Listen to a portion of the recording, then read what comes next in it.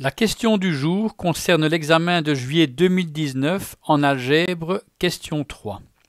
L'intitulé est « Résoudre dans R l'inéquation suivante, 3x² moins 1, strictement supérieure à moins la racine carrée du trinôme x² moins 3x² plus 5. » Alors, pour résoudre cette inéquation, il faut d'abord analyser ses conditions d'existence, étant donné que nous avons une racine. Donc, vous savez qu'une racine ne peut pas être négative. Donc, c'est la première chose que nous allons faire.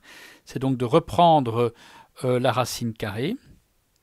Et donc, pour voir s'il y a des termes en x qui sont à exclure, nous devons calculer, il s'agit d'un polynôme du second degré, nous devons donc calculer le réalisant de ce polynôme. Donc pour rappel, un polynôme du second degré, sa formule générique c'est ax carré plus bx plus c. On utilise souvent ces coefficients a, b, c. A étant le coefficient en x carré, b le coefficient en x et c le coefficient indépendant. Et donc vous savez que la formule du réalisant est donnée par b carré moins 4ac. En l'occurrence, dans l'exemple, b vaut moins 3,5, donc je vais faire moins 3,5 au carré, donc c'est le b carré, moins 4 fois a c'est 1,5 et c c'est 5, donc j'ai le terme b carré qui me donne 9 quarts, j'ai le terme moins 4ac qui me donne moins 4 fois 1,5 fois 5, c'est-à-dire moins 10, 9 quarts moins 10 est strictement négatif. Donc qu'est-ce que je peux en déduire ? C'est que ce polynôme du second degré n'admet pas de racine réelle et que il sera toujours du même signe, en l'occurrence du signe du terme en a, donc du coefficient a, c'est-à-dire le terme en x carré, en l'occurrence 1,5. 1,5 étant positif, x carré demi moins 3x² plus 5 est toujours strictement positif pour tout x appartient à R. Et donc cette racine existera pour tout x appartenant à R. Il n'y a même pas de condition à prévoir. Donc je vais donc reprendre maintenant l'inéquation qu'on doit étudier. Donc 3x² moins 1 strictement plus grand que moins la racine. Donc cette racine existe pour tout x et la racine étant strictement positive, l'opposé, donc moins cette racine, est strictement négatif. Donc nous avons un membre de droite strictement négatif et on peut déjà affirmer que l'inéquation est vérifiée dès que le membre de gauche est positif et même lorsqu'il est nul. Donc s'il est nul, ça restera strictement supérieur à quelque chose qui est strictement négatif. Donc nous avons déjà une condition qui va permettre de respecter l'inéquation. Il suffit que 3x² moins 1 plus grand ou égal à 0 ou x plus grand ou égal à 2/3 pour que cette inéquation soit vérifiée. Donc nous avons déjà un domaine de x qui vérifie cette inéquation. C'est le domaine compris entre 2/3 inclus. Pour rappel, si x vaut 2/3, le membre de gauche est nul, mais comme le membre de droite est strictement négatif, l'équation est vérifiée. Et donc, le domaine compris entre 2/3 inclus et plus l'infini fait déjà partie de la solution en x. Donc, nous avons analysé maintenant le scénario membre de gauche positif ou nul, donc correspondant à x plus grand ou égal à 2/3. Nous allons maintenant étudier le scénario complémentaire, c'est-à-dire le scénario x strictement égal à 2/3. Donc je réécris l'inéquation. L'inéquation, donc, elle reste inchangée, mais sauf que le 3x² moins 1 est strictement négatif si x est strictement inférieur à 2/3. Donc nous avons deux termes dans l'inéquation qui sont strictement négatifs. Et donc là, nous allons utiliser les propriétés des inéquations, à savoir le fait que, en multipliant les deux membres par un coefficient négatif, en l'occurrence ici on choisit moins 1, eh bien l'inéquation reste vérifiée mais avec un changement de signe. Donc j'écris cela ici. Donc si je multiplie par moins 1, le membre de gauche 3x demi moins 1, que je multiplie par moins 1 le membre de droite, en l'occurrence moins la racine, eh bien l'inéquation est vérifiée, sauf qu'au départ j'avais un strictement supérieur à, va devenir strictement inférieur à. Et donc je vais maintenant développer. Le membre de gauche, c'est donc 1 moins 3x demi, est strictement inférieur à, cette fois-ci, plus la racine, moins fois moins plus, x carré demi moins 3x demi plus 5. Les deux membres étant à présent positifs. Alors, deuxième propriété des inéquations, quand nous avons deux membres positifs, nous pouvons élever ces deux membres au carré. Et donc, l'inéquation restera de mise et avec, cette fois-ci, un signe inchangé. Donc, si j'ai deux nombres positifs, je multiplie par deux nombres positifs, les mêmes. Si l'un est strictement plus petit que l'autre, eh bien, le carré de l'un sera strictement plus petit que le carré de l'autre. Donc, c'est ce que je vais faire ici. Donc, le membre de gauche devient 1 moins 3x demi au carré. Le membre de droite, ben, c'est la racine au carré, c'est-à-dire c'est le coefficient, enfin le terme sous la racine, c'est-à-dire x carré moins 3x demi plus 5. Et je peux donc conserver l'inéquation avec le même signe, à savoir strictement inférieur à. Ce que je vais faire ici maintenant, c'est développer ce carré parfait dans le membre de gauche. Et cela donne donc 1 au carré 1, moins le double produit 2 fois 1 fois 3x demi, plus le second terme au carré, 3x demi au carré, 9x carré sur 4. Et le membre de droite, je le laisse tel quel. Donc nous avons des termes de part et d'autre en x carré, x et 1. Je vais tout remettre dans le membre de gauche. Que donnent mes termes en x carré? 9 quarts, le 1 demi change de signe, 9 quarts moins 1 demi. Le terme en x, d'un côté j'avais moins 2 fois 3 demi, de l'autre côté j'avais moins 3 demi, donc je peux mettre le 3 demi en évidence. Il me reste moins 3 demi fois entre parenthèses 2 moins 1 fois x. Et pour les termes indépendants, j'avais d'un côté 1, l'autre côté 5, 5 change de signe, 1 moins 5.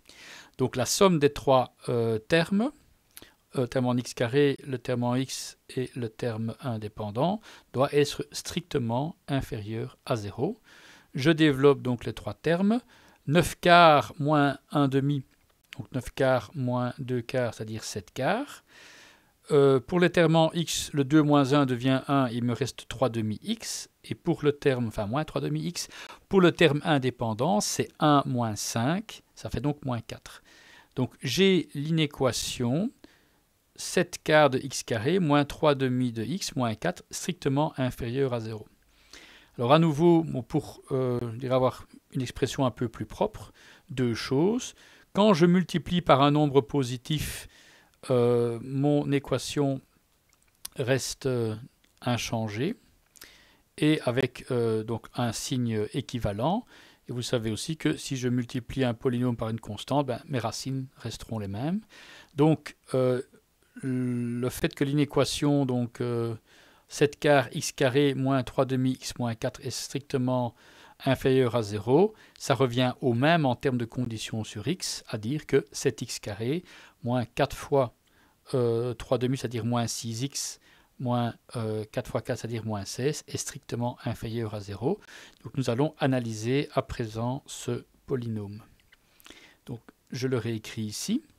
Ce qu'on voit déjà, donc polynôme typiquement ax carré plus bx plus c, on a le terme en x carré, le terme a, qui est positif. Et donc ce que je peux dire ici, immédiatement, c'est que les solutions pour x de l'inéquation, donc je rappelle l'inéquation est strictement inférieure à 0, sont comprises entre les deux racines x1 et x2, et puisque l'inégalité est stricte, ces deux dernières racines sont exclues. Alors pourquoi est-ce que j'ai été aussi rapide? D'abord, en fait, il y a deux racines, je ne dois même pas les calculer, je sais qu'il y a deux racines. Pourquoi?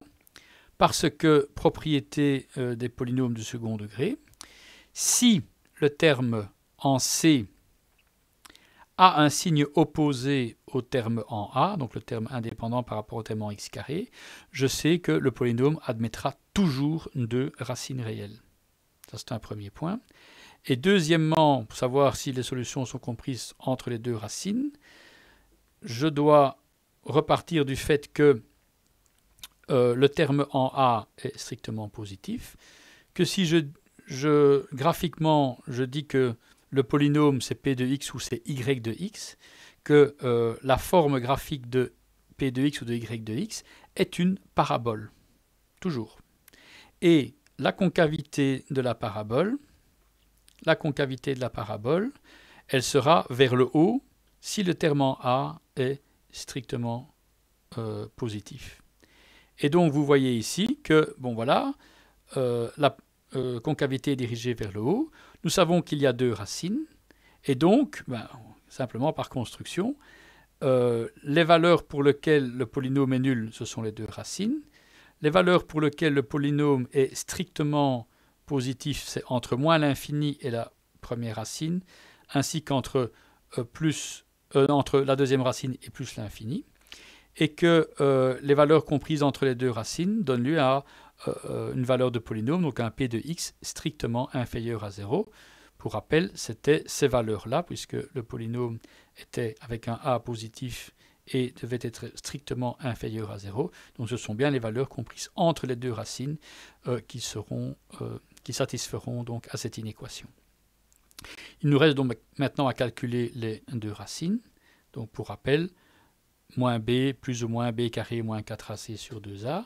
En l'occurrence, on voit ici pourquoi les deux racines sont réelles, simplement parce que le réalisant, donc qui fait que les racines existent ou pas, c'est b carré moins 4ac. Comme on vient de dire que a, dans l'exemple a un signe positif, b a un signe négatif, moins 4ac a un signe strictement positif. Et donc b carré moins 4ac est certainement positif, puisque b carré est positif, moins 4ac l'est aussi. Par ailleurs, moins 4ac étant strictement positif, la racine, donc c'est b carré plus quelque chose de positif, la racine sera en valeur absolue plus grande que b. Or, b est le terme, moins b est le terme qui est ici. Donc nous aurons de toute façon deux racines aussi de signes opposés. Donc deux racines réelles et deux racines de signes opposés si les signes de c et de a sont opposés. Et donc, on va maintenant calculer le réalisant. Donc, pour rappel, le réalisant, c'est b carré, moins 4ac. Donc, b carré, c'est 36. Moins 4a, 7b, c moins 16. Donc, les moins par moins se simplifient.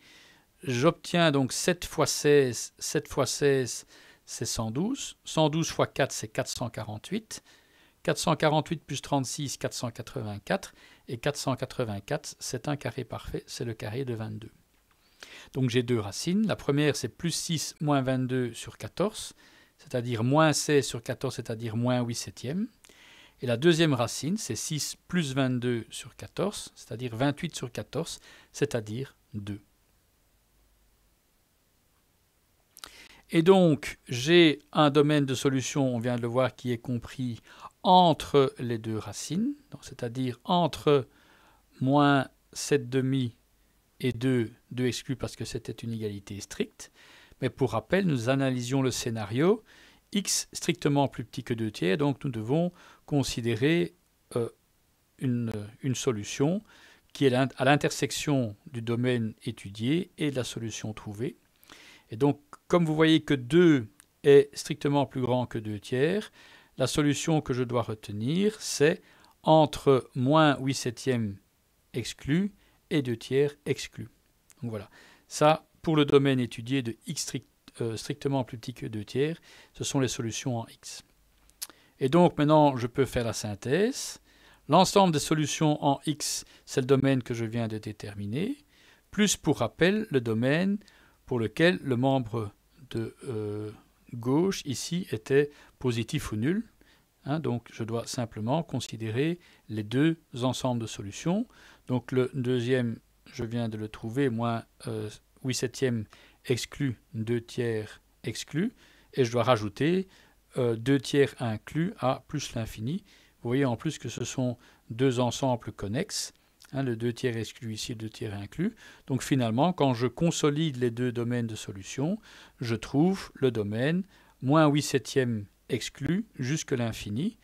Autrement dit, x strictement plus grand que moins 8 septièmes. Donc voici la réponse. Je vous encourage toujours à faire des contrôles. Quel contrôle pouvons-nous faire aujourd'hui? Nous voyons que nous avons une valeur limite, bon, qui n'est pas comprise puisque l'inégalité est stricte. Cette valeur limite de moins 8 septièmes, elle doit en toute rigueur satisfaire à l'égalité de l'équation, puisque c'est une valeur limite. Donc on va reprendre l'équation, qui est donc 3x demi moins 1, c'était une inéquation, j'en fais une équation. Et si moins 8 septièmes est une valeur limite, ça veut dire que moins 8 septièmes doit satisfaire cette équation. Donc si on contrôle ça, si on vérifie cela, on aura déjà l'assurance qu'on est sur la bonne piste et que moins 8 septièmes est une valeur limite. Donc je vais simplement remplacer moins 8 septièmes par sa valeur.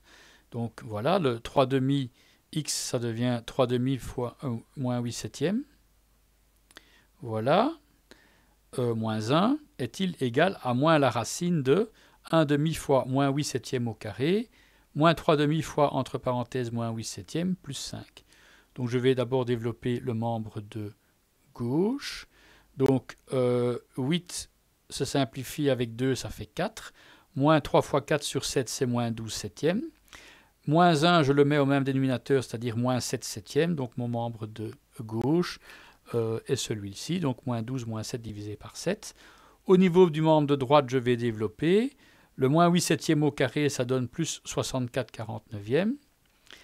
Le moins fois moins se simplifie, donc j'ai plus 3 demi fois 8 septièmes, plus 5. Je continue, donc le membre de gauche, ce sera directement donc moins 19 septièmes, moins 12, moins 7, moins 19. Le membre de droite, je développe ce qui est sous la racine.